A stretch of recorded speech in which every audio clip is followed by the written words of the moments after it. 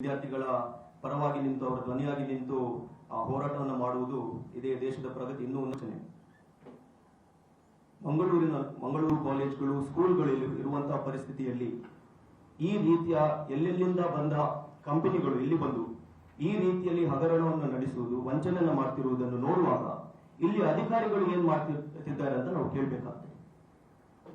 ಇಲ್ಲಿ ಅವರಿಗೆ trade licence ಕೊಡ್ತಾರೆ, ಪರ್ಮಿಟ್ ಅನ್ನು ಕೊಡ್ತಾರೆ, GST ಅನ್ನು ಕೊಡ್ತಾರೆ.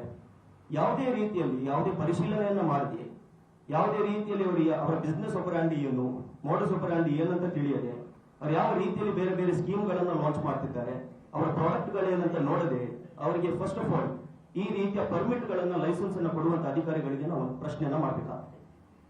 ಎಲ್ಲಿಂದ ಬಂದು ಇಲ್ಲಿ ವಿದ್ಯಾರ್ಥಿಗಳಿಗೆ ಕಷ್ಟವನ್ನು ಕೊಟ್ಟು, ಮೆಂಟಲ್ ಟಾರ್ಚರ್ ಅನ್ನು ಕೊಟ್ಟು, ಹ್ಯಾರಾಸ್ಮೆಂಟ್ ಅನ್ನು ಮಾಡಿ ಅವರು ಸೂಸೈಡ್ ಮಾಡುವಂತಹ ಪರಿಸ್ಥಿತಿಗೆ ತಲುಪುವ ಮಾಡುವಂತದ್ದು ಇದು ಯಾವ ರೀತಿಯಲ್ಲಿ ನ್ಯಾಯ ಅಂತ ನಾವು ಕೇಳಲಿಕ್ಕೆ ಇಷ್ಟಪಡ್ತೇವೆ.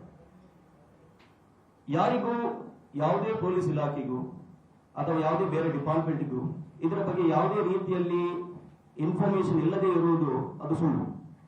ಇದರ ಹಿಂದೆ ಯಾರ ಕೈವಾಡವಿದೆ, ಈ ಷಡ್ಯಂತ್ರದ ಹಿಂದೆ ಯಾರ ಕೈವಾಡವಿದೆ ಅಂತ ಮೊದಲನೆಯದಾಗಿ ನಾವು ನೋಡ್ಕೊಳ್ಬೇಕಾಗ್ತದೆ.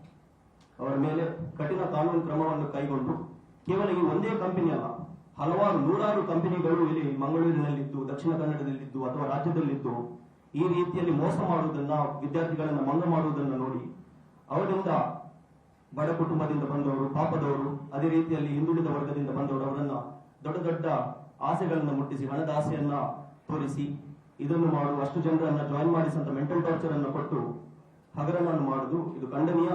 ಇದನ್ನು ನಾವು ಖಂಡಿತವಾಗಿಯೂ ಮಾನ್ಯ ಮುಖ್ಯಮಂತ್ರಿಗಳ ಗಮನಕ್ಕೆ, ಗೃಹ ಸಚಿವರ ಗಮನಕ್ಕೆ ತಂದು ಇದರ ವಿರುದ್ಧ ನಾವು ಹೋರಾಟವನ್ನು ಮಾಡ್ತೇವೆ. ಅವರ ಎಲ್ಲಾ ಲೈಸೆನ್ಸ್ಗಳು ಅದೇ ರೀತಿಯಲ್ಲಿ ಬಿಸ್ನೆಸ್ ಯಾವಾಗ ಕ್ಲೋಸ್ ಆಗುತ್ತೆ ಅದೇ ದಿನ ನಮ್ಮ ಹೋರಾಟ ನಿಲ್ತದೆ. ಕೇವಲ ಈ ಒಂದೇ ಕಂಪನಿ ಅಲ್ಲ, ಎಲ್ಲಾ ಕಂಪನಿಗಳು ಕ್ಲೋಸ್ ಆಗುವ ತನಕ, ಮುಚ್ಚುವ ತನಕ, ಅವರ ಅಂಗಡಿಗಳಿಗೆ ಬೀಗವನ್ನು ಹಾಕುವ ತನಕ ನಾವು ಖಂಡಿತವಾಗಿ ಹೋರಾಟವನ್ನು ಮಾಡ್ತೇವೆ.